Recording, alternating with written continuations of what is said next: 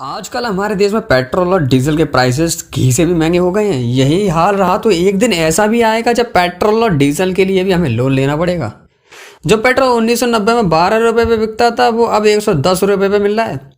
लेकिन क्या आपने कभी सोचा है कि पेट्रोल और डीजल को कैसे बनाया जाता है और क्यों ये इतना महंगा है? जानेंगे आज पेट्रोल और डीजल की बनाने की पूरी कहानी, तो वीडियो को बिल्कुल स्किप मत करना। दोस्तों, वीडियो में पेट्रोल और डीजल निकालने का जो प्रोसेस आप देखेंगे उससे आपको पता लग सकता है कि इन्हें बनाना काफ़ी आसान है, लेकिन जो दिखता है वो अक्सर सच नहीं होता। इनकी मैन्युफैक्चरिंग यानी कि इन्हें बनाने के प्रोसेस की वजह से भी पेट्रोल और डीजल इतने महंगे होते जा रहे हैं, क्योंकि इस प्रोसेस में अरबों रुपए खर्च हो जाता है। ऐसा नहीं है कि पेट्रोल कंपनियां पेट्रोल और डीजल को सीधे ज़मीन से पंप करके निकाल लेती हैं और पेट्रोल पंप पर पहुंचा देती हैं, बल्कि उन्हें तो इस काम में बहुत मेहनत करनी पड़ती है। दरअसल पेट्रोल या डीजल हमें ज़मीन के भीतर से काले और गाढ़े तरल पदार्थ के रूप में मिलता है, जिसे पेट्रोलियम कहा जाता है। और ये दोनों ही फ्यूल इसे पेट्रोलियम से बनते हैं। पेट्रोलियम एक लैटिन शब्द है जिसका मतलब है चट्टानों से मिलने वाला तेल, जो कि ज़मीन के अंदर पाया जाता है। वैसे इस पेट्रोलियम के बनने की भी अपनी एक इंटरेस्टिंग कहानी है। आज से हजारों लाखों साल पहले जब इस धरती पर समय समय पर कई बार विनाशकारी आपदाएं आई थीं, तब धरती पर रहने वाले जानवर और पेड़ पौधे जमीन के गहराई में दफन हो गए और हजारों सालों तक दबे रहने की वजह से जब ये पूरी तरह से डिकम्पोज हो गए तब ये पेट्रोलियम में कन्वर्ट हो गए। हजारों सालों तक दबे रहने के चलते ये प्रेशर और हीट की वजह से लिक्विड में बदल गए और इनमें से बहुत सारे ऐसे सोर्सेज समुद्र के अंदर या फिर जमीन के नीचे अभी भी दबे हुए हैं। जब इंसान ने पेट्रोलियम और इसकी क्वालिटीज को जान लिया तो कई बड़े बड़े कुओं से ड्रिलिंग करके इस पेट्रोलियम को निकालना शुरू कर दिया। इस पेट्रोलियम में कच्चा तेल यानी कि क्रूड ऑयल होता है। इस क्रूड ऑयल में पेट्रोल, नैफ्ता, केरोसिन, डीजल और मोम जैसी चीज़ें होती हैं। एक बार जब इसे निकाल लिया जाता है तो इस कच्चे तेल को कारखाने में ले जाया जाता है। इस कारखाने को रिफाइनरी कहा जाता है। ये तो आप जानते हैं कि कच्चा तेल हर जगह नहीं पाया जाता और दुनिया में कुछ ही जगह है जहाँ पर यह तेल मिलता है। यह पेट्रोलियम ज़मीन और तेल दोनों जगह पर मिलता है। जो पेट्रोलियम समुद्र में होता है उसे निकालने के लिए फ्लोटिंग रिफाइनरीज बनाई जाती हैं और ज़मीन पर जो तेल होता है उसे निकालने के लिए वहाँ कुएं बनाए जाते हैं। ये प्रोसेस सुनने में जितना आसान लगता है उतना आसान होता नहीं है। समुद्र हो या ज़मीन, असली वक्त लगता है तेल के सोर्स को ढूंढने में। कई बार तो इसमें सालों लग जाते हैं और अरबों रुपए भी खर्च होते हैं। जो तेल हम तक पहुँचता है उसे ढूंढने के लिए समुद्र में कई बड़ी और महंगी मशीनें लगाई जाती हैं जो एक जगह से दूसरी जगह पर तेल ढूंढती हैं। जब इस मशीन को एक जगह से तेल मिल जाता है तो इसे आसपास के चट्टानों से मजबूती से बांध दिया जाता है ताकि ये हिलडुल ना सके। इसके बाद समुद्र के अंदर ड्रिलिंग करी जाती है, जैसे घरों में नल लगाने के लिए ड्रिलिंग करते हैं वैसे ही। लेकिन ये जो ड्रिल होती है ये हजारों फीट नीचे तक होती है। जैसे ही एक बार इस ड्रिल से तेल मिलता है तो उसे पाइप की मदद से इस तैरती हुई रिफाइनरी तक पहुंचा दिया जाता है। ज़मीन पर ड्रिलिंग का काम भी कुछ इसी तरह होता है। एक बार जब तेल को निकाल लिया जाता है तो इन्हें रिफाइनरी में ले जाया जाता है। इन रिफाइनरी में इस कच्चे तेल को बड़े बड़े सिलेंड्रिकल बर्तनों में डाल करके गर्म किया जाता है। फिर अलग अलग टेम्परेचर पर कच्चे तेल में मौजूद चीज़ें अलग अलग पाइपों की मदद से निकाल ली जाती हैं। अब ये होता कैसे है?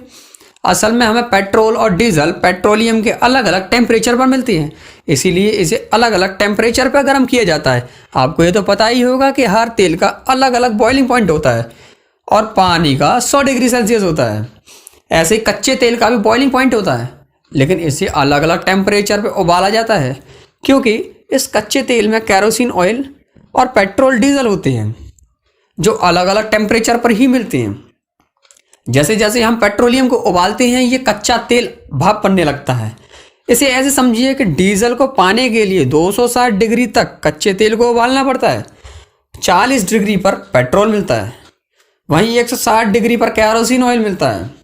इसी तरह से कॉम्प्लेक्स प्रोसेस से पेट्रोल, डीजल और केरोसिन ऑयल जैसी चीज़ें हमें मिल जाती हैं।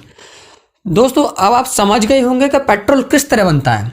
एक बार जब हमें पेट्रोल और डीजल मिल जाता है तो इसकी टेस्टिंग होती है कि कितने ऑक्टेन का पेट्रोल मिला। जितना ज़्यादा ऑक्टेन उतना ज़्यादा महंगा और अच्छा तेल माना जाता है।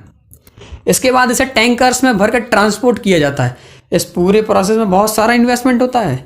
इंडियन ऑयल और रिलायंस जैसी कंपनी इंडिया में पेट्रोल और डीजल के लिए अरबों रुपए इन्वेस्ट करती हैं, तब कहीं जा करके पेट्रोल से हमारी गाड़ी चलती है। पेट्रोल बनने का प्रोसेस तो आपने जान लिया, लेकिन आपको बता दें कि इसकी कीमत इतनी ज़्यादा क्यों होती है।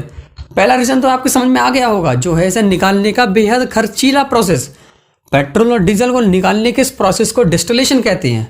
इसी प्रोसेस की वजह से इनकी कीमत भी अलग अलग होती है। अब जिन देशों के पास अपने ऑयल रिजर्व्स होते हैं वहाँ पर ये तेल सस्ते पड़ते हैं, वहीं जिन देशों के पास रिजर्व नहीं होते जैसे कि इंडिया, वहाँ पर इनकी रिफाइनरी और डिस्टिलेशन का खर्चा बढ़ जाता है। जैसे ही वो रिफाइनरी जो समुद्र में ही पेट्रोलियम से डीजल और पेट्रोल बना लेती है, वो ज़्यादा नहीं है। ज़्यादातर समुद्र में सिर्फ कच्चा तेल निकालने की ड्रिल मशीनें होती हैं। एक बार जब इस तेल को निकाल लिया जाता है तो उसे बड़ी बड़ी रिफाइनरियों में ले जाया जाता है। आज दुनिया भर में पेट्रोल और डीजल की कीमतें अलग अलग है, क्योंकि मैन्युफैक्चरिंग के साथ साथ गवर्नमेंट इस पर टैक्स भी बहुत लगाती है। अपने इंडिया में स्टेट और सेंट्रल गवर्नमेंट मिल करके 60% से ज़्यादा टैक्स लगाती है। इसके अलावा भी पेट्रोल और डीजल की कीमतें हमेशा बढ़ती हैं। ऐसा इसलिए है क्योंकि पेट्रोल नॉन रिन्यूएबल सोर्स है, यानी कि एक बार अगर ये ख़त्म हो गया ना तो फिर इसे दोबारा इस्तेमाल नहीं किया जा सकता। इसीलिए जिस तरह इसका यूज़ बढ़ता जा रहा है वैसे वैसे इनके प्राइसेस भी बढ़ते जा रहे हैं, क्योंकि ये धीमे धीमे खत्म हो रहे हैं। एक्सपर्ट्स कहते हैं कि जितनी स्पीड से हम इन्हें यूज़ कर रहे हैं उस स्पीड में दुनिया से 40 से 50 सालों तक तेल खत्म हो जाएगा। हमारी रोज़मर्रा की ज़िंदगी में कहीं ना कहीं दोनों ही फ्यूल अपना अपना रोल प्ले करते हैं। किसानों को ट्रैक्टर से लेकर के 5 स्टार होटल के जनरेटर तक डीजल मांगते हैं। कुल मिलाकर के पेट्रोल और डीजल आपके पीछे, और आप और पेट्रोल और डीजल के पीछे हैं, हमेशा रहते हैं। इसीलिए इस पूरे टाइम को ऑयल एज कहा जाता है। और आज के टाइम पे ईरान, कुवैत और सऊदी अरब जैसे देश इसीलिए इतने अमीर हैं, क्योंकि दुनिया में सबसे ज़्यादा ऑयल रिसोर्सेज इन्हीं के पास है और इनकी पूरी इकोनॉमी इसी पर डिपेंड करती है। और इन देशों का एक संगठन है जिसे ओपेक कहा जाता है, वही मिलकर के तेलों की कीमत को तय करता है। एक तरह से तेल कीमतों पर इनकी मनमानी चलती है। आज भले सोलर एनर्जी और इलेक्ट्रिक जैसी टेक्नोलॉजी आ गई हो, लेकिन इनके भी प्रोडक्शन में कहीं ना कहीं दोनों फ्यूल्स का इस्तेमाल शामिल है। इससे आप ये भी समझ गए होंगे कि अरब के देश, इनके पास खूब सारा तेल है, वो इतने अमीर क्यों हैं। अब आपको पूरी बात समझ में आ गई होगी पेट्रोल और डीजल की कीमतें इतनी ज़्यादा क्यों हैं और ये बनते कैसे हैं। अंत में हम बस यही कहेंगे कि पेट्रोल और डीजल नॉन रिन्यूएबल सोर्सेस हैं जो एक दिन खत्म हो जाएंगे। इसलिए आज के टाइम पर सबसे ज़्यादा ज़रूरी है कि रिन्यूएबल सोर्सेज की तरफ देखा जाए, जैसे सोलर और विंड एनर्जी, क्योंकि ये सोर्स जल्दी ख़त्म होने वाले नहीं हैं और इनकी लाइफ बहुत लंबी है। जितनी जल्दी हम इन सोर्सेज को इस्तेमाल करने की टेक्नोलॉजी बना लेंगे, उतनी जल्दी हमें पेट्रोल की कीमतों से और इसे ख़त्म होने के डर से छुटकारा मिल जाएगा। ये टाइम भले ही ऑयल एज का है, लेकिन जैसे जैसे दुनिया बदलती जा रही है और नए नए एक्सपेरिमेंट्स के साथ टेक्नोलॉजी बदल रही है, आने वाला टाइम इन्हें रिन्यूएबल एनर्जी रिसोर्सेज का होगा।